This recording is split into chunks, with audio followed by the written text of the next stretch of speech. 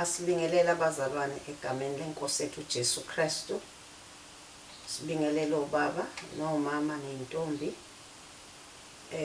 Okhulumayo uNompumelelo waXulu Isikhaweni, use-Assemblies of God yaseSikhaweni. Ngiyabonga ukuthola isithuba esinjengalesi sokuzokhonza inkonzo yamantombazane. Nami ngusisi kodwa semdala. Nami uNkulunkulu wangisiza ngazo lezi inkonzo. Izwe lisenhlizweni yami likuGenesis 34. Izwe nje abazalwane abavamise ukusifundisa ngalo. Asifundeni ke bazalwane. uDina indodakazi kaLeya amzalela yona uJakobe waphuma ukuyobona amadodakazi alelozwe. uShekemi indodana kaHamori umHivi inkosi yezwe wambona, wamthatha, walala naye, wamona. Verse 3. Inhliziyo yakhe yabambelela kuDina indodakazi kaJakobe, wayithanda intombi, wakhuluma kuyo inhliziyo yentombi. uShekemi wakhuluma kuyise uHamori, wathi ngithathele le ntombazane ibe ngumkami. uJakobe wezwa ukuthi ungcolisile indodakazi yakhe uDina. Amadodana akhe ayesezinkomeni endle. uJakobe wathula aze afika. uHamori uyise kaShekemi waphumela kuJakobe ukuyokhuluma naye. Amadodana kaJakobe abuya endle sezwile lokho. Abantu badabuka, bathukuthela kakhulu ngalo ngokuba ubenze ubuwula kwaIsrayeli ngokulala nendodakazi kaJakobe okungenakwenziwa. uHamori wakhuluma nabo wathi, inhliziyo indodana yami uShekemi iyabambelela endodakazini yenu. Ake nimuphe yona ibe ngumkakhe. Ganiselanani nathi nisipha amadodakazi enu, nizithathele amadodakazi ethu. Niyakuhlala kithi, izwe liyakuba sebusweni benu. Yakhani nithengiselane, nifuye kulo. Amen. Cela sibonge bangcwele. Baba, siyabonga izwi lakho osipha lona nje. Ntambama uNkulunkulu wethu engcwele, siphakamisa udumo kuwe, sithi akekho ofana nawe. Sibonga unakekela singosisi, singamantombazane ezweni elinje.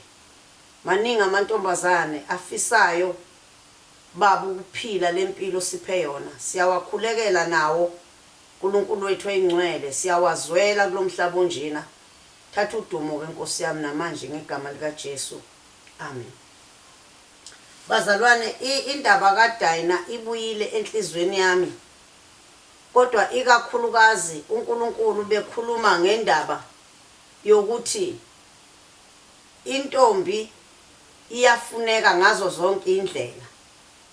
Uma uzowina intombi, uwina inhliziyo yayo nomzimba wayo nakho konke okwayo.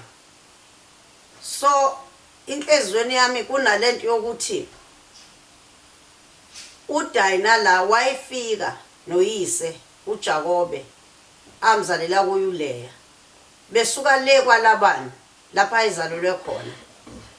Uma efika lapha kulesi sizwe samaKhanani namaPerizi, wayesasuka ekhaya ngazi noma wareporta yini. Ngoba sifundisiwe ukuthi masihamba ekhaya njengosisi siyareporta. Wayesahamba eyobona amantombazane akulelizwe abafikele kulo. Ngobuyisa uJakobe wathenga iland kula kwababa kaShekemi. So ke uma ifika la kulamantombazane eyowabona, ngabe wayethatha iwalk noma wayeyobona nje ukuthi angabona amantombazane anjani. Wayesebonwa insizwa yalana kulelizwe engazi lutho ukuthi le ntombazane isima insizwa yayicabanga ukuthi intombazane efana nawo wonke amantombazane. Kanti le insizwa yomKenani, insizwa yomPerizi, le intombazane yomIsrayeli okuyisizwe sikaNkulunkulu esikhethiweyo esinemiyalo ehamba ngayo. So ke la siyafunda ukuthi kwaba into ebhlungu kakhulu ngoba la lithi izwi lenkosi wambona wambamba walala naye wamona. Asizwa ukuthi kwaba khona ini negotiation akhuluma naye uDina. Njengalokhu sazi ukuthi abafana bayakhuluma namantombazane eqali kube khona into eyenzakalayo. Lapha sizwa ukuthi kwaba khona into ekhona.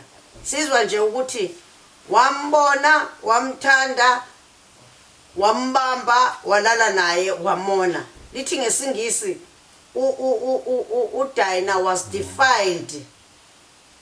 She was defiled by Shechem. So ke uthi ke lithi izwi lenkosi wayeseyakuyise esethi ngibona intombazane la, intombazane yomJuda, intombazane yesizwe sikaNkulunkulu. I don't know whether they understood about that. What kind of a lady, of a girl was Dinah? Usethi kuyise uyokhala kuyise uthi ngicela ningiyele kubo kwale ntombazane ngoba inhliziyo yami kuyo ngiyayithanda. Ngimisela ukukhipha noma yini ukuze ibe ngumkami. Uthiwa kuyise uJakobe uma ezwa leyo report wathula ngoba abafowabo oSimeon babengekho babeseyinkomeni. And when they came back basebezwa leli report nje ukuthi uDina woniwe, is defiled, into engenziwa kwaIsrayeli, ukuthi intombazane yakho ivele yoniwe nje umuntombazane bayo. Kwasuka olukhulu uchungechunge nolubhlungu olwenzeka between the two tribes ngenxa yentombazane. Kodwa inhliziyo yami ila ekuthenini uverse 19 uyasho ukuthi kusho ukuthi wayemthanda real ake sifundeni u19. Lithi izwi lenkosi lensizwa ayilibalanga ukwenza lokho ngokuba wayethabela indodakazi kaJakobe, yayinodumo kunabo bonke abendlu kayise. Ukuthi there was wakhona into ayishoyo amadodana kaJakobe athi manithi ke kufanele siganiselane, manithi nifuna udadewethu kungcono nicircumcise njengathi, kungcono nisusa amajwabu njengathi.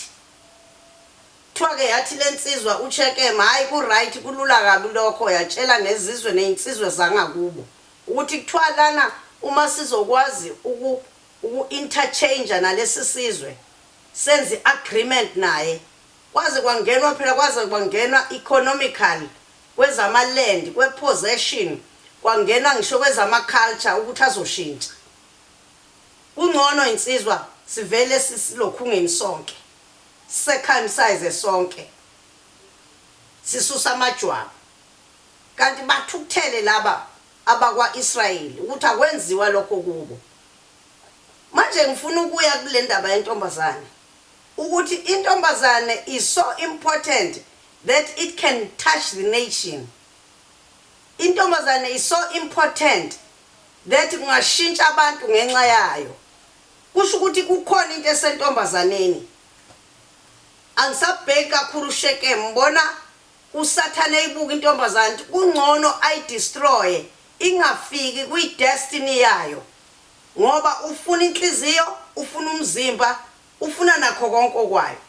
Manje njengathi njengoba singamantombazane enkosi uJesu sinama destiny esiwabekelweyo okufanele sifike kuwo ngendlela kaNkuluNkulu nomyalo kaNkuluNkulu nangezwi ukuthi thina sihamba kanje.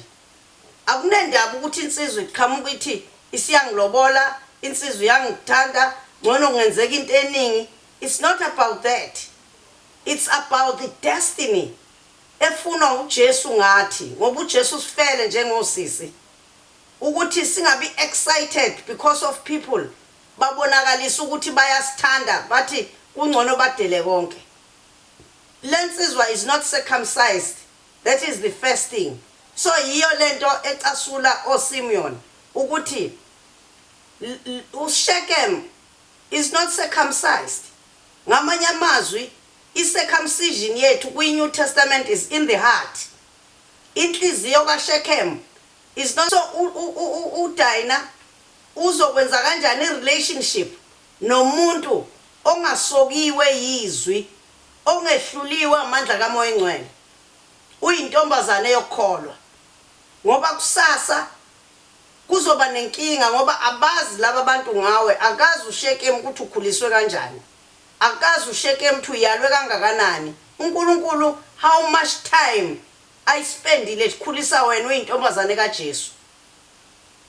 Yini izinto ezibe involved ukuthi uprogrenywe ukuthi uprocess ube yilentombazane kaJesu. So ke akusho lutho ukuthi insizwe iqhamuka ithini, indaba ukuthi uJesu ushilo yini ukuthi wena uzokwenda kanje kanje. So yikho kwasuka ke manje impi enkulu between these two tribes ukuthi kubangwe indaba kaDina. Ziningi izinto ezonakela emhlabeni ngendaba yentombazane. Bekufanele intombazane sibuye, let us go back to our God.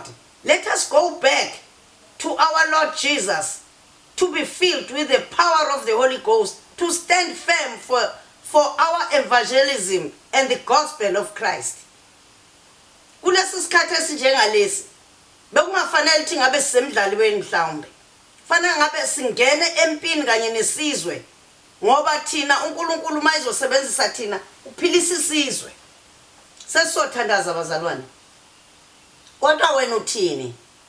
Mina ngithi angeke sibe excited abantu bethu bayasithanda singabazi ukuthi bakuthathephi lokho. Lapha uDina ayikho manje into angabe sayenza. Yikho bathukuthela bafowabo because she was already confused. Ngoba kwenzeka into kubengenzeki kusho ukuthi she was even having a stress. She was even having pain in her heart. Ngoba wazi kahle ukuthi kubo ayenziwa lento. Asibuyeni bangcwele size uNkulunkulu wethu bosisi. Uyakudinga uNkulunkulu kunendawo ofanele ufinyelele kuyo. Uyakudinga uNkulunkulu fanele usindise isizwe. Uyakudinga uNkulunkulu kunendawo kufanele ayokusebenzisa khona, hayi indaba kaShechem engekho eplanini yakhe. Ngicela sikhuleke. Baba wethu eNgcwele, uNkulunkulu wethu omuhle, siyabonga Jehova nasentambama nje usinikeze isithuba usikhumbuza ukuthi sibaluleke kangakanani. Akuyi ngokuthi abantu baba excited kangakanani mabesibona nobuhle bethu. Indaba ukuthi wena osenze samhle simhlele wena for your own plan and destiny. Busisa amantombazana uthinte leya, uyisize naleya, uyisize uyithinte ngegama lika Jesu. Amen.